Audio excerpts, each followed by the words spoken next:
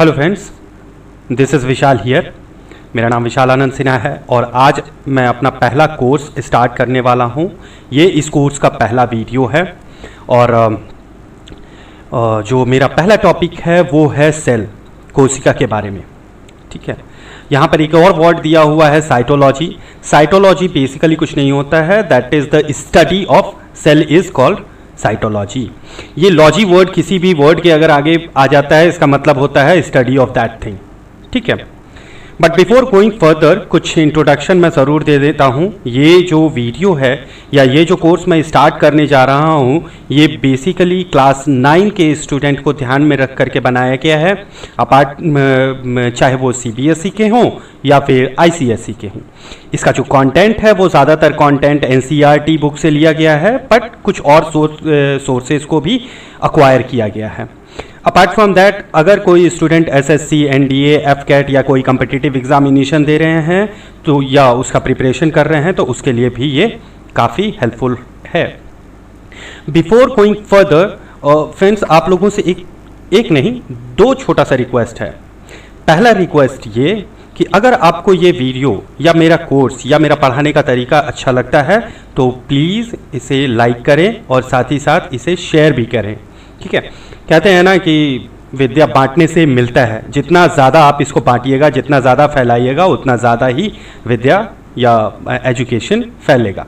ठीक है, तो और दूसरा रिक्वेस्ट ये है कि मैं जो ये कोर्स या मेरा पढ़ाने के तरीके में मैं कुछ वर्ड्स को या फिर कभी कभी कुछ स्टेटमेंट को रिपीट करता हूँ। ठीक है, रिपीट करता हूँ, इसका एक खास मकसद ये भी है कि ये बार बार रिपीट अगर होता रहेगा तो आप लोगों के दिमाग में ऑटोमेटिकली ये फीड हो जाएगा। आगे बढ़ते हैं और सबसे पहले देखते हैं सेल का डेफिनेशन। बेसिक बुक वगैरह में अगर हम लोग देखते हैं तो सेल का जो डेफिनेशन है वो नॉर्मल तरीके से है fundamental, structural and functional unit of living organism. हम लोग जितना भी ऑर्गेनिज्म देखते हैं, जीव जगत, चाहे वो प्लांट्स हो, प्लांट की कैटेगरी को हम देखें या फिर एनिमल की कैटेगरी। एनिमल कैटेगरी मतलब हम लोग भी आ जाते हैं उसमें, human is also a social animal. तो जो भी ऑर्गेनिज्म के बारे में अगर हम लोग सोचते हैं या ध्यान में रखते हैं तो वो सबसे छोटा और सबसे बेसिक स्ट्रक्चर या सबसे छोटा यूनिट से बना रहेगा। उस यूनिट को हम कहेंगे सेल। ठीक है, लाइक सपोज कीजिए कि आपके पास में कोई एक चीज़ है, मतलब कोई एक प्लांट का टुकड़ा है। आप उस प्लांट के टुकड़े को ये सोच करके काटते रहेंगे कि देखें इसमें सबसे छोटा पार्ट हम लोगों को क्या मिलता है। तो सबसे छोटा पार्ट काटते काटते काटते काटते अगर हम लोग खोजेंगे तो वो मिलेगा सेल। ठीक है, एक क्लोज्ड लूप, एक क्लोज्ड रूम की तरह कुछ दिखेगा आपको, उसी क्लोज्ड रूम को हम कहेंगे सेल। और वही फंडामेंटल पार्ट होता है जिसकी वजह से पूरा का पूरा हमारा ऑर्गेनिज्म या फिर पूरा का पूरा जीव जगत बना हुआ है, हमारा पूरा का पूरा बॉडी बना हुआ है। ठीक है, बेसिकली वो हमारे पूरे बॉडी को, सेल जो होता है वो हमारे पूरे बॉडी के स्ट्रक्चर को फॉर्म करता है, इसीलिए हम उसको स्ट्रक्चरल यूनिट भी कहते हैं। फंक्शनल, जब फर्दर स्टडी हम लोग करेंगे उसके बारे में या सेल के बारे में, सेल को जनरली हम लोग कोशिका भी कहते हैं हिंदी में। ठीक है, तो उसके बारे में जब हम डिटेल में स्टडी करेंगे, पढ़ाई करेंगे, तब हमें पता चलेगा कि सेल के अंदर में और भी बहुत सारा छोटा छोटा ऐसा पार्ट होता है। इनफैक्ट उसका हर एक पार्ट कुछ ना कुछ काम करता है, कुछ ना कुछ फंक्शन करता है ऑन इट्स ओन। ठीक है, इसी वजह से इसको हम functional unit of living organism भी कहते हैं। तो मोटा मोटी हम लोग कह सकते हैं कि cell is the fundamental, structural and functional unit of living organism. Now basic properties पे आते हैं कि भाई बेसिक प्रॉपर्टीज क्या है। बेसिक प्रॉपर्टी है हमारा रेप्लिकेट इंडिपेंडेंसी। रेप्लिकेट इंडिपेंडेंसी कहने का मतलब होता है कि जिस तरीके का सेल होता है वो अपने आप को उसी तरह का एक अदर सेल को फॉर्म करने का मादा रखता है।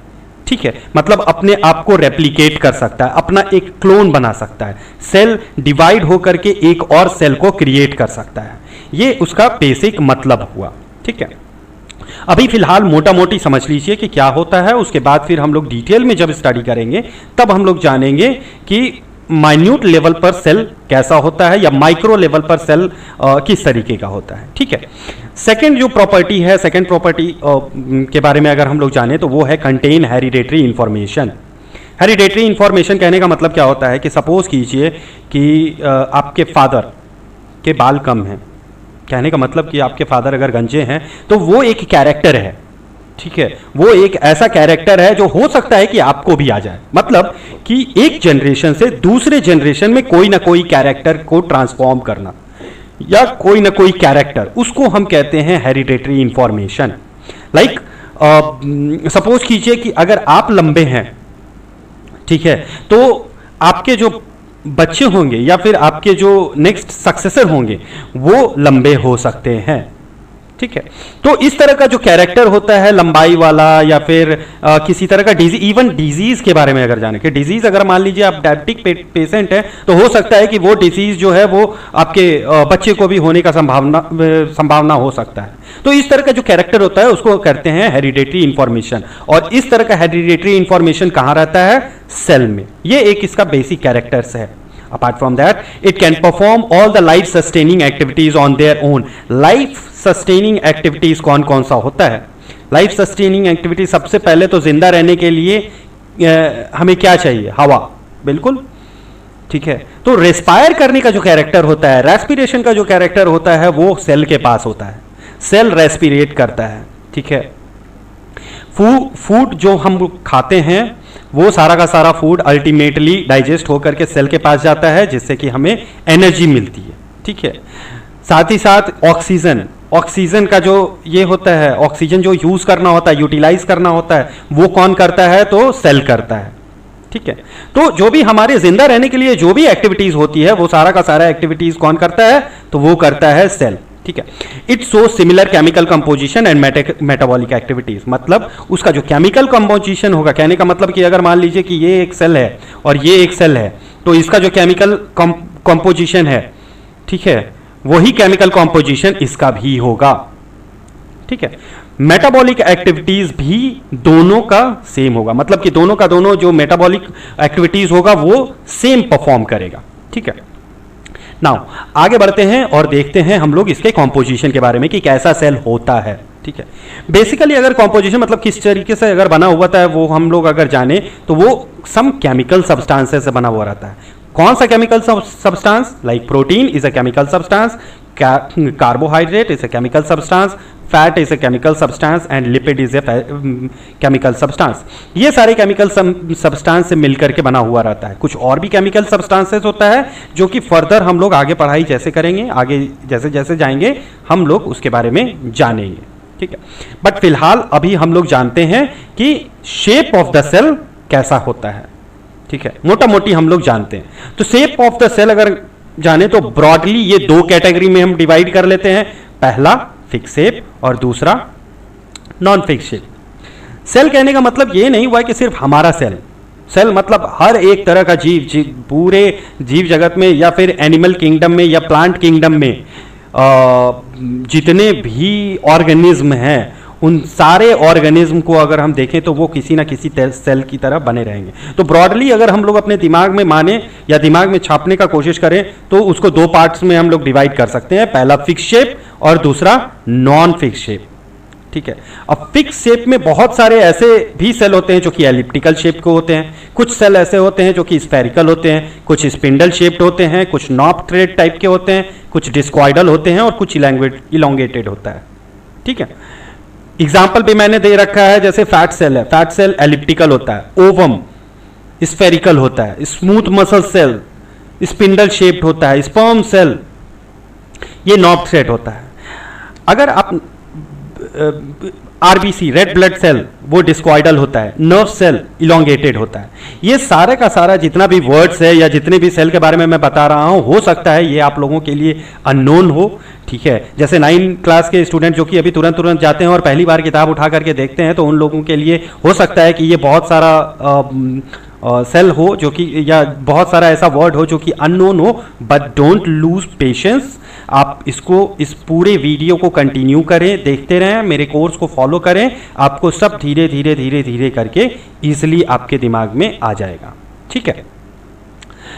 नाउ जैसे दूसरा जो टाइप होता है, दूसरा टाइप नहीं, अगर हम कैटेगरी में बांटेंगे तो दूसरा कैटेगरी जो होता है वो नॉन फिक्स्ड होता है। नॉन फिक्स्ड कहने का मतलब होता है कि वो शेप, मतलब कि वो जो सेल होगा वो अपना शेप फिक्स नहीं रखता है। वो हो सकता है ऐसा हो, ठीक है, वो हो सकता है ऐसा हो, ठीक है, वो हो सकता है कि ऐसा हो नहीं कहने का मतलब वो अपना पहले टाइम में ऐसा हो, फिर थोड़े टाइम में वो ऐसा हो जाए, फिर थोड़े टाइम में ऐसा हो जाए, ठीक है। तो इस तरीके का शेप, इस तरीके का सेल जो कि अपना शेप को कीप ऑन चेंज करने लगते हैं वो नॉन फिक्स्ड कहला जाते हैं। नॉन फिक्स्ड या फिर नॉन फिक्स्ड समझिए, नॉन फिक्स्ड कहलाते हैं वो सब, ठीक है। नाउ उसका एग्जाम्पल अगर देखें तो अमीबा एक ऐसा ऑर्गेनिज्म है, सिंगल सेल ऑर्गेनिज्म है जो कि अपना शेप कीप ऑन चेंज करते रहता है, ठीक है, हमेशा अपना सेल जो होता है वो साइज शेप बदलता रहता है। डब्ल्यूबीसी को भी अपना साइज या शेप जो होता है वो बदलना पड़ता है टाइम टू टाइम, ठीक है। आगे बढ़ते हैं और देखते हैं हम लोग कुछ बेसिक कॉन्सेप्ट। आगे बढ़ने से पहले हम लोग कुछ कॉन्सेप्ट्स के बारे में जान लेते हैं, या कुछ वर्ड के मीनिंग को समझ लेते हैं। इस मीनिंग को एक बार हम लोग समझ लिए तो फिर उसके बाद आगे हम लोगों को कोई भी प्रॉब्लम नहीं होगा। एक बार दिमाग में आ जाएंगे हाँ भाई किस चीज़ को क्या कहते हैं और किस चीज़ को क्या नहीं कहते हैं, ठीक है, तो पढ़ने में आसान हो जाएगा, समझने में आसान हो जाएगा, आपके लिए कोई भी चीज़ नया नहीं होगा, ठीक है। लाइक अगर माइटोकॉन्ड्रिया के बारे में अचानक मैं आपको बोल दूं कि माइटोकॉन्ड्रिया इज ए ऑर्गेनल, तो ऑर्गेनल के बारे में आप सोचिएगा कि हाँ भाई क्या होता है ऑर्गेनल, एक नया वर्ड आ गया, ठीक है। तो वैसा मैं नहीं करूंगा, मैं आपको पहले ही सारा कॉन्सेप्ट दूंगा सो दैट कि आपको आगे किसी तरह का प्रॉब्लम ना हो, ठीक है। दूसरा देखते हैं, पहले देखते हैं सेल ऑर्गेनल। सेल ऑर्गेनल किसको कहते हैं, ठीक है। सपोज कीजिए कि ये एक कोई छोटा सा सेल है, ठीक है, ये सेल है। अब इस सेल जो है ये छोटा छोटा पार्ट से बना हुआ है, इसके अंदर बहुत सारा ऐसा पार्ट है जो कि कुछ ना कुछ फंक्शन करता है। मान लीजिए माइटोकॉन्ड्रिया है जो कि खाना बना लेता है, ठीक है, सेंट्रियोल है जो कि सेल डिवीजन में काम करता है, साइटोप्लाज्म है जो कि मटेरियल को मूवमेंट में काम करता है, एक लिक्विड होता है साइटोप्लाज्मिक, ये मेम्ब्रेन ऊपर का कवरिंग, ठीक है। ये सब जो होता है ये सारे के सारे पार्ट्स को हम बेसिकली नॉर्मल भाषा में ऑर्गेनल कहते हैं या फिर सेल ऑर्गेनल कहते हैं, मतलब सेल का ऑर्गन। जस्ट लाइक जिस तरीके से मेरा किडनी है, किडनी मेरा एक ऑर्गन है, ठीक है, माउथ एक ऑर्गन है, tongue is a organ, heart is an organ. उसी तरह से सेल को अगर हम डिफाइन करते हैं तो सेल के अंदर में जितना भी पार्ट्स होगा उसको हम कहेंगे सेल ऑर्गेनल। जैसे इवन उसके मेम्ब्रेन जो कवर रहता है उसके कवर को भी हम कहते हैं, उसको भी हम एक ऑर्गेनल कहेंगे, ठीक है। नाउ आ जाते हैं हम लोग कि सेल ऑर्गेनल्स, बेसिकली कुछ ऑर्गेनल सेल का ऐसा होगा जो कि स्ट्रक्चर को डिफाइन करेगा, मतलब स्ट्रक्चर बनाएगा, like plasma membrane, cell wall, nucleus and cytoplasm. इस तरीके के जितने भी ऑर्गेनल्स होते हैं ये सारे के सारे स्ट्रक्चर को बनाते हैं। कुछ ऐसे ऑर्गेनल होंगे सेल में जो कि स्ट्रक्चर नहीं बनाएंगे बल्कि फंक्शन करेंगे, ठीक है। कुछ ऐसे भी होते हैं जो कि फंक्शन भी करते हैं और स्ट्रक्चर भी बनाते हैं, लाइक एंडोप्लाज्मिक रेटिकुलम, ये स्ट्रक्चर को सपोर्ट भी करता है बनाने में, स्ट्रक्चर बनाने में सपोर्ट भी करता है, साथ ही साथ कुछ ना कुछ फंक्शन भी करता है। बट बेसिकली हम इसको ये मानते हैं कि एंडोप्लाज्मिक रेटिकुलम एक ऐसा ऑर्गेनल है जो जिसका कि कुछ काम होगा, कुछ फंक्शन होगा, ठीक है। ऐसे फंक्शन तो प्लाज्मा मेम्ब्रेन का भी होता है, बट इसका जो प्राइम वर्क होता है वो प्राइम वर्क उसका स्ट्रक्चर बनाना ही होता है, ठीक है। अब ये सारा का सारा जितना भी चीज है इसको हम एक एक करके like cell membrane, cell wall, nucleus, cytoplasm आगे के वीडियोस में डिटेल में इसको स्टडी करेंगे, डिटेल में हम इसको जानेंगे और कोशिश करेंगे कि एक इंटरेस्टिंग तरीके से अपने दिमाग में इसको बैठा सकें, ठीक है। तो बेसिकली हम लोग ये जान लिए कि सेल का जितना भी ऑर्गेनल होता है वो आइदर स्ट्रक्चर को बनाएगा या फिर फंक्शन को करेगा, या फिर हो सकता है कि स्ट्रक्चर और फंक्शन दोनों करे, ठीक है। चलिए आगे बढ़ते हैं और आगे बढ़कर के हम लोग देखते हैं कुछ महान हस्तियों के बारे में जानते हैं, ठीक है। कुछ साइंटिस्ट के बारे में जानते हैं जिन्होंने हमें ये बताया कि हाँ भाई सेल नाम का कोई चीज़ होता है। ये लोग वो पहले इंसान थे या पहले ऐसे ह्यूमन बीइंग थे जिन्होंने सेल साइटोलॉजी या फिर ऑर्गेनिज्म्स के बारे में कुछ ना कुछ नया नॉलेज, कुछ ना कुछ नया डिटेल्स, कुछ नया नॉलेज ह्यूमंस को या फिर मानवता को दिया। ठीक है, सबसे पहले हम लोग देखते हैं रॉबर्ट हुक। ये यूनाइटेड किंगडम के रहने वाले थे। ठीक है, और इन्होंने ही ग्रिगोरियन रिफ्लेक्टिंग टेलीस्कोप का बेसिकली इन्वेंशन किया। बेसिकली ये एक क्या कहते हैं, फिजिसिस्ट थे। ठीक है, तो इन्होंने जो सेल को एक्चुअली इन्होंने जो ये किया, माइक्रोस्कोप को ये किया, इन्वेंट किया। माइक्रोस्कोप को इन्वेंट करने के बाद में फिर इन्होंने सोचा कि चलो देखते हैं कि प्लांट को अगर हम और छोटा कर दें, जस्ट लाइक कि काट काट करके छोटा करके हम लोग उसको देखने का कोशिश करें कि वो कैसा दिखेगा। तो उन्होंने सबसे पहले देखा तो उन्हें एक क्लोज रूम की तरह दिखाई दिया, हेक्सागोनल। ठीक है, एक हेक्सागोनल शेप इस तरह का दिखाई दिया उन लोगों को। ठीक है, और रॉबर्ट हुक साहब को, और उन्होंने देखा कि एक ऐसा क्लोज रूम का स्ट्रक्चर बना हुआ है पूरे के पूरे प्लांट का वो टुकड़ा में। ठीक है, जनरली वो जो टुकड़ा था वो कॉर्क का था। कॉर्क का एक स्लाइस लेकर के उन्होंने चेक किया तो उसमें एक उन्हें ये स्ट्रक्चर दिखा। तो इस स्ट्रक्चर को उन्होंने नाम दिया सेल। तो basically he coined the term cell. Cell का नाम उन्होंने ही रखा, बट जो सेल इन्होंने खोजा वो डेड सेल था। ठीक है, बाद में 1674 ल्यूवेन हुक साहब आए जो कि एक डच थे। उन्होंने बैक्टीरिया को सबसे पहले खोजा, एक मतलब तालाब के पानी में उन्होंने माइक्रोस्कोपिकली उसको देखने का कोशिश किया तो उन्हें कुछ लिविंग सेल भी दिखाई दिया। बाद में हमारे रॉबर्ट हुक साहब भी आए 1831 में, जिन्होंने न्यूक्लियस को डिस्कवर किया। न्यूक्लियस क्या होता है, कैसा होता है, काम क्या होता है, वो सारा का सारा उन्होंने दिया। और 1838-39 में स्लेडन एंड श्वान ने दिया cell theory.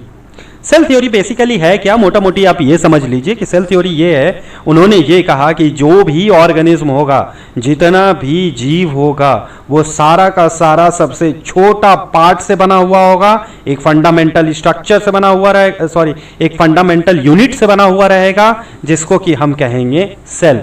That is the मोटा मोटी भाषा ऑफ ये, मतलब मोटा मोटी देखिए तो आपका यही उनका सेल थ्योरी था। ठीक है, उसके बाद परकिंजी साहब आए जिन्होंने दिया, कॉइन किया, प्रोटोप्लाज्म का टर्म दिया। ठीक है, प्रोटोप्लाज्म के बारे में उन्होंने बताया।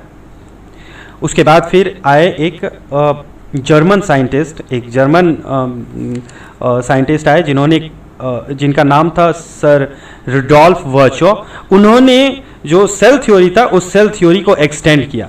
क्या एक्सटेंड किया? सिंपल उन्होंने ये एक्सटेंशन दिया कि ठीक है, श्वान और स्लेटन साहब ने कह दिया कि हाँ भाई ठीक है, सबसे छोटा चीज से बनेगा सेल, तो सेल से ही बनेगा। लेकिन जो नया सेल बनेगा वो कोई प्री एग्जिस्टिंग सेल से ही क्रिएट होगा। मतलब ऐसे ही आसमान से कोई सेल टपक नहीं जाएगा। ठीक है, तो वो सिंपल उन्होंने एक्सटेंशन ये दिया कि भाई कोई भी नया सेल अगर प्रोड्यूस होता है तो वो एक pre existing same type of cell से बना हुआ होगा। That's it. इतना आप समझिए, इतना आप ये कर लीजिए। उसके बाद फिर अभी फिलहाल के लिए दिमाग में इतना ही रखिए। बाद में कोलिकर साहब भी आए और उन्होंने डिस्कवर किया माइटोकॉन्ड्रिया। माइटोकॉन्ड्रिया क्या होता है, कैसा होता है, उन्होंने डिस्कवर किया। और लास्ट में नॉल एंड रस्का साहब थे जिन्होंने इलेक्ट्रॉन माइक्रोस्कोप को ये किया। ये कुछ फैक्ट्स एंड फिगर है फ्रेंड्स जो कि सेल के बारे में था। वंस अगेन एक छोटा सा रिक्वेस्ट और रहेगा। अगेन मैं वो रिक्वेस्ट करना चाह रहा हूँ आप लोगों से फ्रेंड्स कि अगर आपको ये वीडियो या अगर आपको मेरा पढ़ाने का तरीका अच्छा लगता है तो प्लीज़ प्लीज़ प्लीज़ इसे लाइक कीजिए और जितना ज़्यादा से ज़्यादा हो सकता है उतना ज़्यादा से ज़्यादा शेयर कीजिए। मिलते हैं हम लोग अपने नेक्स्ट वीडियो में और सेल के बारे में और या टाइप ऑफ सेल के बारे में ज़्यादा जानेंगे नेक्स्ट वीडियो में। Thank you, have a nice day, bye bye.